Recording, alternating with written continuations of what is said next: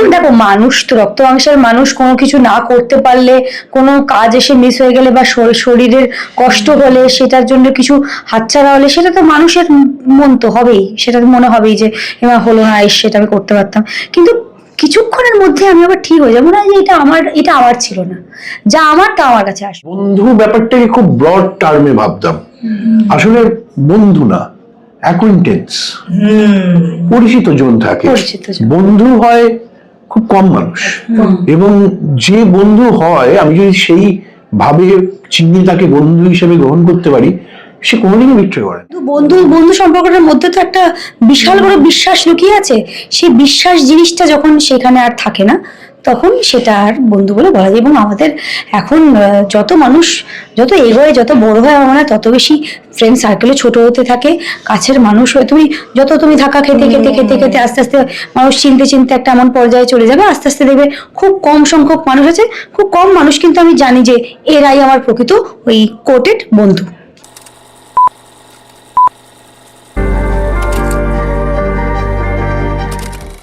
বহুদিন ধরেই যার অপেক্ষায় ছিলেন দর্শকেরা, মূলত তার শেষটা কি হতে চলেছে সেটা দেখার অপেক্ষায় ছিলেন। তিনি আসছেন, দেবী আসছেন বছরের শুরুতেই, কিন্তু দেবী আসছে মানে আমরা ভাবি যে খুব ভালো ভালো একটা ব্যাপার, সেটা নয়।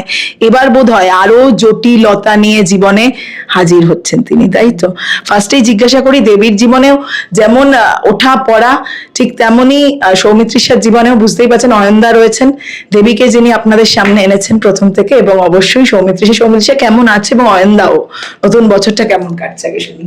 আমি খুব ভালো আছি। নতুন বছর তো ভালোভাবেই শুরু হলো, এটা ভালো একটা গল্প দিয়ে শুরু হচ্ছে আমার এই বছরটা। এবং কালরাত্রি 2-1 এত মানুষ ভালোবাসা দিয়েছে, 2টাতেও মানে একটা বোঝা যায় তো, আমরা তো করেছি কাজটা, বোঝা যায় তো যেটা আরো বেশি ভালোবাসা পাবে, বুঝতেই পারছি। তো একটা হিট দিয়ে শুরু হচ্ছে বছর, ভালোই লাগছে। কি প্রশ্নের মুখোমুখি হচ্ছে বছরের শুরুতে, মানে তার আগেও মানে জবে থেকে দর্শকেরা জেনেছেন সিজনটা শেষ হলো না, দেখার পর আবার আসবে আর কি, তো তখন থেকে নিশ্চয়ই নানান প্রশ্নের মুখোমুখি হয়েছে। হ্যাঁ, এবং সেই মানে ফ্রিকোয়েন্সিটা কনস্ট্যান্ট রয়ে গেছে আর কি। আর এরকম না যে 2-3 মাস প্রশ্ন করে তারা প্রশ্ন করা থামিয়ে দিয়েছেন, তা নয়। যতক্ষণ না এই অ্যানাউন্সমেন্ট হয়েছে কালরাত্রি 2, তখন থেকে আর কি প্রশ্ন, ততদিন পর্যন্ত এই প্রশ্ন চলেছে যে কবে আসছে কালরাত্রি 2। অ্যানাউন্সমেন্টের পরে প্রশ্ন শুরু হয়েছে যে এই সিজনই শেষ তো, নাকি আবার এক সিজন টানবেন। তাই এবার সবাইকে আশ্বস্ত করছি যে কালরাত্রি 2 সিজন ফিনালে সমস্ত প্রশ্নের উত্তর দর্শক এই সিজনেই পেয়ে যাবেন একদম। তবে এই সিজনের ট্রেলারটা দেখে আমার যেটা মনে হয় যে দেবী বোধহয় আগের থেকে এবার একটু বেশি স্ট্রং, আর একটু স্পষ্ট প্রত্যেকটা ধাপ নিয়ে জীবনের।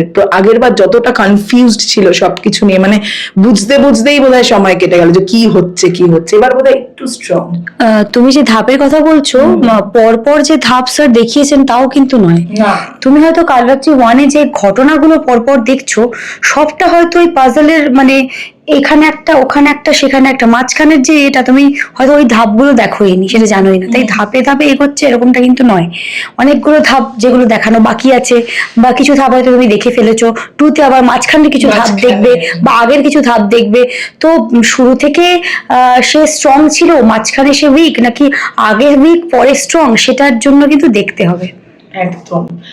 আমরা এই যে একটা বাড়িকে কেন্দ্র করে একটা মানে রহস্য, এটা আমরা বেশ কিছু ওয়েব সিরিজে দেখছি রিসেন্টলি বিভিন্ন জায়গায়, কিন্তু সেখানে ওই সন্দেহটাকে ধরে রাখা, প্রত্যেকটা চরিত্রকেই মনে হবে এই সেটা কতটা কঠিন পরিচালক হিসেবে, মানে দুটো এপিসোড বলছি, দুটো সিজন জুড়ে আর কি, সেটা কতটা কঠিন হয় আর কি। পারলে তো কঠিন মনে হয় না, না পারলে খুব কঠিন লাগে। মানে লিখতে শুরু করার আগে মনে হয় খুব কঠিন, লেখা শুরু হলে যখন চরিত্ররা অটোমেটিক্যালি একে অন্যের সঙ্গে কনভার্স করতে শুরু করে, পরের পর ঘটনা চলে আসতে শুরু করে, সেই জায়গাটা খুব অর্গানিক হতে থাকে, এবং সেটা মেকানিক্যাল নয় একেবারেই। ফলে তখন আর কঠিন মনে হয় না, একবার বসে পড়লে টেবিলে, তার আগে অব্দি খুব কঠিন লাগে, মনে হয় যে এটা কি করে সম্ভব, একদম। কি করে অসম্ভব লাগে জানি না, কি করে অসম্ভব লাগে, কারণ আনসার তো 2 দিন 3 দিন 1.5 দিনেই গল্প টল্প লিখে দেয়, কখনো কখনো 1 ঘন্টায় আগে শুনতে পাই যে এরকম একটা মানে খুব ভালো একটা মোমেন্ট, কিছু একটা সিন স্যার ভেবেছেন, যেটা হচ্ছে 1 ঘন্টা 1.5 ঘন্টা আগে উনি ভেবে নিয়েছেন। তো কি করে যে অসম্ভব লাগে আমি জানি না। যতক্ষণ না বসছি, একবার বসে পড়লে দেখি সহজ সেই তার আগে অবধি কঠিন লাগে একদমই। আচ্ছা, এই যে মানে সন্দেহ করা ওয়েব সিরিজ দেখতে দেখতে আমাদের, শুধু ওয়েব সিরিজ না, যে কোনো থ্রিলার ফিল্ম দেখতে দেখতে আমাদের যেটা আমাদের সবাইকে আমাদের মনে হয় যে এই বোধহয় মানে আমরা অবিশ্বাস করতে শুরু করি।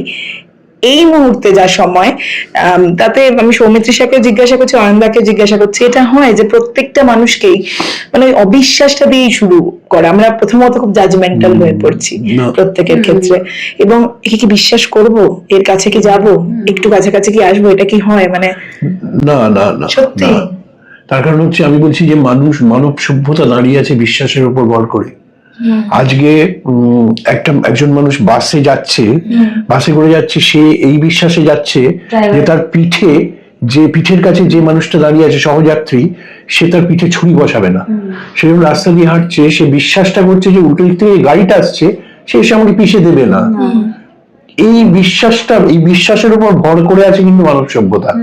আমাদের আঘাত লাগে কোথায়, যখন একটা ধরা যাক আজকে একটা খুব ঘৃণ্য একটা ঘটনা, একটা কর্মস্থলে একটা হাসপাতালে একটি মেয়ে ডিউটির সময় সে ধর্ষিত হয়ে খুন হলো। এটা আমাদের এত শকিং কেন লেগেছে? এটা যদি আমরা সবাইকে যদি অবিশ্বাস করতাম, তাহলে তো এটা আমাদের শকিং লাগতো না। আমাদের শকিং লেগেছে কারণ আমরা এই অবিশ্বাস করি না লোককে, যে এইটা কি করে হতে পারে, এইটা মানুষ কি করে করতে পারে, কারণ সে তো সহকর্মীদের বা ওখানে যারা ছিল সবাইকে সে বিশ্বাস করেছে, সেটাই বরং সেফ রাস্তাটা, বরং আনসেফ লাগার কথা। তাহলে তো মানে আমরা এটা ভাবতে পারি মানুষ তো আসলে বিশ্বাস করে। অবিশ্বাসের ব্যাপার ঘটলে সে বিস্মিত হয়, সে হতচকিত হয়। কিন্তু ওই হয় না, জীবনের সঙ্গে সঙ্গে সার্কেলটা কমতে থাকে, আমরা বন্ধুর সংখ্যা, সেটা জীবনে তো তোমার, আমি একটা কথা বলি, দেখো মানুষের জীবনে যত দিন যাবে তত মানুষ নিজেকে আরো ইভলভ হবে, আরো তোমার বিভিন্ন মানুষ আসবে যাবে, জীবনে এটা হতেই থাকবে। কিন্তু সেটা নিয়ে খুব একটা কি আমরা ভাবি, মানে জীবন তো বয়ে যায়, তাই না? জীবনে আসলে কোন অভিজ্ঞতাগুলো আমি মনে রাখবো, একটু আগে সৌমিত্রিষাই সেই কথাটা বলছিল যে জীবনে বেশ কিছু ভালো অভিজ্ঞতা হয়, বেশ কিছু খারাপ অভিজ্ঞতা হয়। আমার উপর নির্ভর করে যে আমি কোন অভিজ্ঞতাগুলোকে সঙ্গে নিয়ে চলবো। যেমন ও একটা খুব মজার উদাহরণ দিল, সেটা হচ্ছে যে বার্থডের দিন প্রচুর গিফট পেয়েছি, কিছু গিফট আমার ভালো লেগেছে আর কিছু গিফট আমার ততটা ভালো লাগেনি। আমার কোন গিফট গুলোর কথা মনে থাকবে, যেগুলো ভালো লেগেছে সেগুলোর কথা মনে থাকবে। মানে সত্যি সৌমিত্রিষা মানে খারাপ গুলোকে মনে রাখে না, মনে রাখি না। খারাপ গুলো আসলে কি বলতো, যতক্ষণ তোমার জীবনে এমন কিছু প্রবলেম আসছে, ফ্যামিলি তো আমাদের সব থেকে গুরুত্বপূর্ণ মানে চলার পথের একটা যে তাদের সাপোর্টটা থাকলে জীবনে অনেক কিছু ওভারকাম করা যায়। যতক্ষণ তাদের মানে আছে, ধরো আনসারের ক্ষেত্রে তার ফ্যামিলি, আমার ক্ষেত্রে আমার ফ্যামিলি, যতক্ষণ সেই সাপোর্টটা আছে, যতক্ষণ তাদের হেলথ ভালো আছে, যতক্ষণ সবকিছু ঠিক আছে, ততক্ষণ বাকি এদিক ওদিক কি হচ্ছে জীবনে সেইটুকু মানে করে নেওয়া যায়, অসুবিধা হয় না খুব একটা আর কি, আজ পড়তে দেয় না বাকি ওই জায়গাটা। মানুষের জীবনে অনেক কিছু হবে, অনেক মানুষ আসবে, অনেক মানুষ যাবে, অনেক রকমের উত্থান পতন অনেক কিছু চলবে। তো এটা নিয়েই জীবন আমাদের, বরং দুঃখটাই বেশি, সুখ আমাদের মাঝে মাঝে ছুঁয়ে যায়। একদম একদম। আর সব থেকে বড় কথা, আমরা অনেক ভালো আছি। বহু মানুষ বহু যন্ত্রণায়, অবর্ণনীয় যন্ত্রণায় দিন কাটাচ্ছেন। শুধুমাত্র আজকে আমরা ভারতবর্ষে দেখছি, শুধুমাত্র বাঙালি বলে বিভিন্ন পরিযায়ী শ্রমিকরা, তাদেরকে মারধর করা হচ্ছে, তাদেরকে ধরে বর্ডারের কাছে ফেলে দিয়ে আসা হচ্ছে, তাদেরকে দিয়ে থুতু চাটানো হচ্ছে, শুধুমাত্র বাংলা ভাষায় তারা কথা বলেন বলে এইগুলো ফেস করছেন। আমরা অনেক ভালো আছি, এত খারাপ কিছু মধ্যে আমরা নেই, একদমই তাই। আশেপাশে তাকালে দেখা যাবে যে আরো অরাজকতা চলছে। মানে পরিযায়ী শ্রমিককে যদি এরকম ভাবে থুতু চাটানো হয়, তার থেকে আর কি। আমরা তো বাংলা কথা বলি, আমরা বলি যে আমরা গর্ব করে বলছি আমরা বাঙালি। সেই গর্বের কারণটাই যদি ভয়ের কারণ হয়ে যায়, যে আমি বলবো না আমি বাঙালি, সেই ভয়টা যদি আমাদের মনে চলে আসে, এর থেকে খারাপ আর কি বা হতে পারে? বরং আমরা তো অনেক ভালো আছি। একদম। এই যে ভয়ের কথা বললে, দুজনকে জিজ্ঞাসা করি, জীবনে সবচেয়ে ভয় কি, বড় ভয়?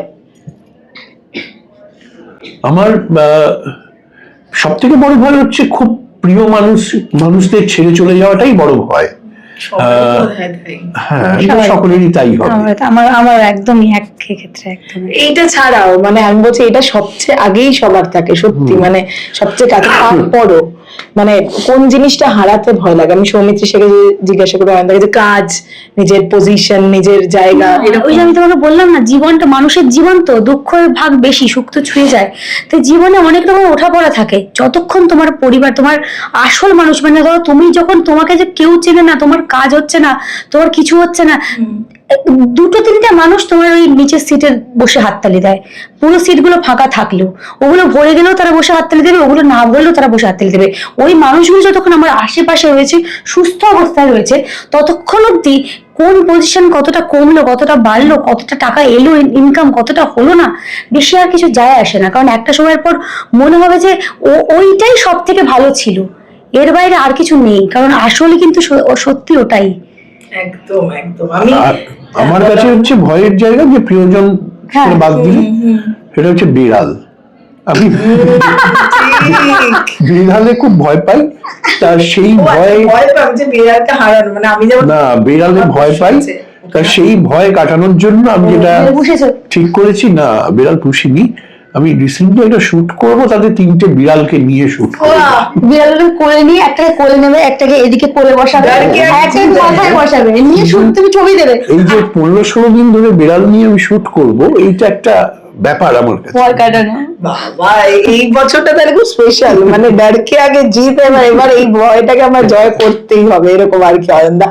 তো যাই হোক, যেটা খুব বেশি তো এই বিষয় নিয়ে কথা বলা যায় না, কিন্তু তুমি যেহেতু বলছিলে সৌমিত্রিষা, তুমিও প্রচুর কয়েকটা মানে এই কয়েক বছরে প্রচুর আপস এন্ড ডাউনস দেখলেন, যে শরীর নিয়ে নিজেকে ব্রেক নিতে হলো, মানে কাজ থাক অফারে করতে পারলে না, শারীরিক অসুস্থতা, সেটা মন থেকে বোধহয় কখনো সৌমিত্রিষাকে ভেঙে দেয়নি, মানে ইস এইটা হলো না আমার, এইটা করতে পারলাম না। ওরকম দেখো, মানুষ তো রক্ত মাংসের মানুষ, কোনো কিছু না করতে পারলে, কোনো কাজ এসে মিস হয়ে গেলে, বা শরীরের কষ্ট হলে, সেটার জন্য কিছু হাতছাড়া হলে, সেটা তো মানুষের মন তো হবেই, সেটা মনে হবেই যে এবার হলো না, সেটা আমি করতে পারতাম।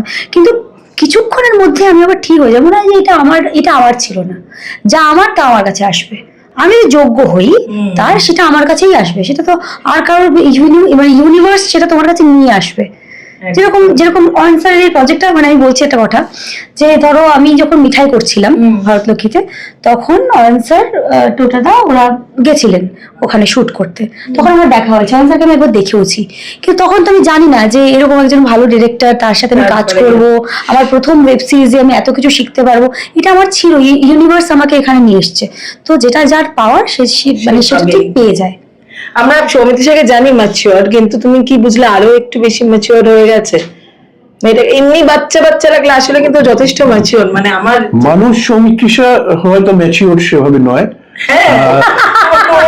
কিন্তু শিল্পী সৌমিত্রিষা অসম্ভব ম্যাচিওর, অসম্ভব ম্যাচিওর শিল্পী সৌমিত্রিষা। এই কথাটা আমাকে কখনো কেউ বলেনি। এই প্রাপ্তিটা মানে পরিচালকের থেকে এবং এত বছর ধরে কাজ করে, এটা কিন্তু বড় একটা প্রাপ্তি, তাই না? খুব বড় প্রাপ্তি, খুব বড় প্রাপ্তি। মানে অয়নসারের সাথে কাজ করা এখন অনেক হিরোইনদের কিন্তু স্বপ্ন, যে আমি এরকম একটা ডিরেক্টরের সাথে কাজ করবো, একটা গল্পে কাজ করবো, একটা চরিত্র পাবো আমি, যেখানে আমি করতে পারবো কাজ, সেটা আমি পেয়েছি। এটা তো একটা মানে আমি লাকি, আমি পেয়েছি। এবং তার সাথে আমি সেই মাসটা থেকে যদি আমি প্রশংসা শুনি, আমার মনে হয় আরেকবার বলুক, আমাকে আরেকবার বলুক, আমার ভিতরে ভিতরে এরকম মনে হয়, মানুষ বাচ্চা সবাই সেটা মনে হয় আর কি, মন থেকে একটু বাচ্চা থাকাই ভালো। আচ্ছা, মিঠাই থেকে কি কি পাওয়া? প্রচুর বার এই প্রশ্নের উত্তর দিয়েছে সৌমিত্রিষা। দেবীর থেকে কি কি পাওয়া সৌমিত্রিষা? দেবীটা একটা এমন চরিত্র আমি পেয়েছি, এটা একটা মারাত্মক চ্যালেঞ্জিং চরিত্র আমার জীবনের। মানে আমি যদি বলি যে আমার এই 8 বছর কোথায় হলো, 8 বছরের অভিনয় জীবনে এটা আমার সব থেকে চ্যালেঞ্জিং একটা চরিত্র। এবার কেন বলছি সেটা কালরাত্রি 2 দেখলে তারা বুঝতে পারবেন কেন বলছি, কেন বারবার বলেছি যে গল্পটা এত আপনাদের পছন্দ হবে, এবং বাংলায় এরকম থ্রিলার অনেক দিন পর এসছে, এটা এই কারণেই বলা। চরিত্রটা অসাধারণ একটা চরিত্র। তো দেবীর থেকে আমি মানে অনেক অভিনয়ের অনেক লেয়ার শিখেছি। মানে একটা ভালো চরিত্র পেলে তো সেটা নিয়ে মানে কন্টিনিউয়াসলি ওয়ার্ক করতে করতে শিখতে শিখতে যেতে হয়। তো সেরকম বিভিন্ন লেয়ারের বিভিন্ন মানে একই একই ক্যারেক্টার কিন্তু বিভিন্ন ধরনের ইমোশনস, বিভিন্ন ধরনের তার মাথায় বিভিন্ন ধরনের তার অনেক কিছু চলছে, বিভিন্ন ধরনের ইমোশনস একই চরিত্রতে আমি পেয়েছি, সত্যি একটাই চরিত্রতে পেয়েছি।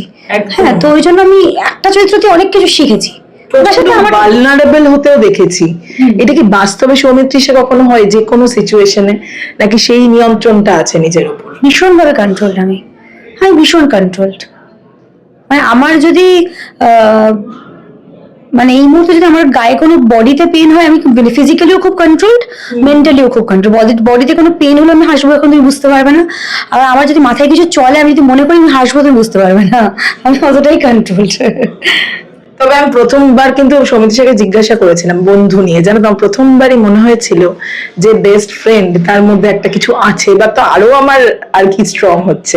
এই যে বন্ধু আসলে সামনে যাই না, যদিও এই বন্ধু পেছনে ছুরি মারতে চলেছেন কিনা, সেরকম অনেকে আজ করছেন। আমি প্রথমবার দেখে আমার মনে হয়েছিল একটু এইটা হয়েছে যে বন্ধু আসলে নামে বন্ধু কিন্তু কাজে নয়। তখন কিভাবে ফেস করেছে তুমিও এবং সৌমিত্রী সহ? আমি হ্যাঁ, আমার জীবনে হয়েছে। হ্যাঁ, আমার জীবনে যাকে ভালো বন্ধু ভেবেছি, তারপর দেখা গেছে সে ততটা ভালো নয়। কিন্তু সব থেকে বড় কথা হচ্ছে, আমি পরে ভেবে দেখেছি সমস্যাটা আমার মধ্যে ছিল। মানে আমি তখন বন্ধু ব্যাপারটাকে খুব ব্রড টার্মে ভাবতাম।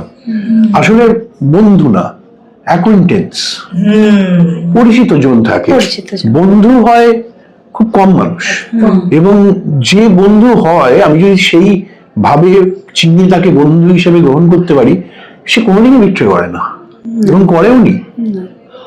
একদম ঠিক ঠিক। সৌমিত্রী স্যার? আমারও একই মত যে তোমার কলিগ হতে পারে, তোমার পরিচিত ব্যক্তি হতে পারে, আত্মীয় স্বজন হতে পারে, তাদের মধ্যে হয়তো তুমি আত্মীয় স্বজনের বন্ধু থেকে হতে পারে, কোনো দূর কানেকশনে তোমার কারোর সাথে রোজ দেখা হচ্ছে বা কিছু, কিন্তু যোগা ক্লাসে দেখা হচ্ছে, কিন্তু তার মানে কি সে বন্ধু? দুদিন তুমি কফি খেতে গেলে, তার মানে কি সে বন্ধু? এবার বন্ধু ব্যাপারটা, বন্ধু নামটায় যে রেসপেক্টটা দরকার হয় না, সেই রেসপেক্টটা যদি দু তরফ থেকে না আসে, তখন সেই জিনিসটা আর থাকে না যে কোনো সম্পর্কে। হ্যাঁ, দু তরফ থেকে রেসপেক্ট। বন্ধু বন্ধু বন্ধু সম্পর্কটার মধ্যে তো একটা বিশাল বড় বিশ্বাস লুকিয়ে আছে। সেই বিশ্বাস জিনিসটা যখন সেখানে আর থাকে না, তখন সেটা আর বন্ধু বলে বলা যায়। এবং আমাদের এখন যত মানুষ যত এগোয়, যত বড় হয়, আমার মনে হয় তত বেশি ফ্রেন্ড সার্কেলে ছোট হতে থাকে, কাছের মানুষ হয়ে তুমি ধাক্কা খেতে খেতে খেতে খেতে আস্তে আস্তে মানুষ চিনতে চিনতে একটা এমন পর্যায়ে চলে যাবে, আস্তে আস্তে দেখবে খুব কম সংখ্যক মানুষ আছে, খুব কম মানুষ, কিন্তু আমি জানি যে এরাই আমার প্রকৃত ওই কোটেড বন্ধু। একদম। যাই হোক, বিশ্বাস অবিশ্বাস নিয়ে প্রচুর কথা হচ্ছে, সিরিজেও সেটাই। কাকে বিশ্বাস করবেন, কাকে অবিশ্বাস করবেন, সেটা নিয়েই আসল, তাই তো? তো এইবার তাহলে বাংলা ইন্ডাস্ট্রিতে তো বিশ্বাস আমি অয়নদা তুমি বলে দিলে, আমি বলেও আটকে গেলাম। যাক, বিশ্বাস থাকবে না থাকবে না ইন্ডাস্ট্রির ওপর নয়, সিরিজের ওপর। সেটার জন্য কি করতে হবে? সিরিজটা দেখতে হবে। না, বাংলা ইন্ডাস্ট্রির উপর আমাদের অগাধ বিশ্বাস আছে, এবং আমি জানি আপনাদেরও অগাধ বিশ্বাস আছে। সেই জন্যই আপনারা কালরাত্রি 1 দেখেছেন, এবং 2ও দেখার জন্য এই ডিসেম্বর অবধিও আপনারা বারবার করে আমাদেরকে বলেছেন কখন আসবে কখন আসবে। ফাইনালি রিলিজ হচ্ছে এই 9th জানুয়ারি কালরাত্রি সিজন 2। আপনারা বিশ্বাস করেছেন আমাদেরকে, সেই বিশ্বাসের দাম আমরা অবশ্যই রাখবো, এটাই কথা দিচ্ছি। আর বাকি তুমি বলো। দর্শকেরা বিশ্বাস করুক তাহলে, তাই তো? মানে করবেননি। তার কারণ হচ্ছে কালরাত্রি 1 যারা দেখেছেন তাদের ভালো লেগেছে, তারা তো 2 দেখবেনই, কালরাত্রি 2 দেখবেন। যারা কালরাত্রি 1 দেখেননি তারা দেখে ফেলুন চটপট, তারপর কালরাত্রি 2 দেখুন। কালরাত্রি 1 যতটা আকর্ষক লেগেছে, ভালো লেগেছে, রোমাঞ্চক লেগেছে, উত্তেজক লেগেছে, কালরাত্রি 2 সবকটা বিভাগই তার থেকে 100 গুণ বেশি লাগবে। একদম শেষ করবো যে সৌমিত্রী সে আর কি কি কাজ আসছে, এটা তো জানতেই হয়। অনেকটা বিরতির পর পর, হ্যাঁ, পর্দা না ছোট পর্দা না ওয়েব সিরিজ, 3টে মাধ্যমে যে কোনোটাতেই হতে পারে। আমি তো ওরকম ভাবে কখনো ভাবি না। আমার যখনই কোনো গল্প বা পছন্দ হল, চরিত্র পছন্দ হলে, আমি তখন সেটা করতে রাজি হই। তো এরকম ভাবে বলতে পারবো এখন পার্টিকুলারলি যে কোন মাধ্যমে আমি ফিরবো, কিন্তু গল্প ভালো, চরিত্র ভালো, সেটা দেখে আমি অবশ্যই সেই মাধ্যমটাকেই চুজ করবো, এটুকু বলতে পারি। Thank you. আপাতত কাল রাত্রিতে থাকুন, কাল রাত্রিটা দেখে মানুষের রাত্রি শুভ হোক, তাই না? রাত্রেই তো দেখে। সেই রাত্রিটা আমি বলতে পারি যে যদি রাত্রি 12টায় আপলোড করে হইচই, রাত্রি 12টায় যদি সবাই দেখে, প্রথম কথা তো ঘুম উড়ে যাবে, কারণ 6টা এপিসোড একবারে দেখে ফেলবেন। এমন নয় কালকে অফিস, সরি 7টা এপিসোড, 7টা এপিসোডে একবারে দেখে ফেলবেন। এমন নয় যে পরে আজকে 3টে দেখলাম কালকে, হবেই না, আপনি পারবেনই না, আপনাকে দেখতেই হবে সারা রাত্রি। তো আপনারা কিন্তু ওই রাত্রির 12টা থেকে একদম হাতে চিপস নিয়ে বসে পড়ুন, মানে ওই রাত থেকে ভোর হয়ে যাবে দেখতে, এটুকু বলতে পারি। কারণ ওখানেই বসে থাকতে হবে, ওয়াশরুম যেতেও কষ্ট হবে বাবারে, এর পরেরটা দেখে নি, অফ করা, পজ করা যাবে না। এতটাই আমরা এত কনফিডেন্টলি বলছি, তার কারণ আমরা যখন করেছি কাজটা কিছুটা তো বোঝা যায়, নিজেরাও তো অডিয়েন্সের চোখে অনেকটা দেখি, এবং ডাবিং এ গেছি তখনও তো দেখেছি। আর এত সুন্দর কাজ হয়েছে, মানে অয়ন স্যার লিখেছেন এত ভালো, আমরা অভিনেতারা যতটা সম্ভব যথাসাধ্য চেষ্টা করেছি ওনার লেখাটাকে পুরো উনি যেভাবে ভিজুয়ালাইজ করেছেন সেটাকে তুলে ধরার, পোর্ট্রে করার। তার সাথে আমাদের লাইট, আমাদের সাউন্ড, আমাদের রম্যতা যেরকম ভাবে পুরো ব্যাপারটাকে তুলে ধরেছে, আর আমাদের এডিট এত ভালো হয়েছে, সব মিলিয়ে মানে পুরো টিমটাই একটা টোটাল প্যাকেজ। এই জন্য এতটা ভালো পুরোটা দাঁড়িয়েছে, এক্সিকিউশনটা খুব ভালো, খুব ভালো হবে। Thank you, thank you, thank you, thank you.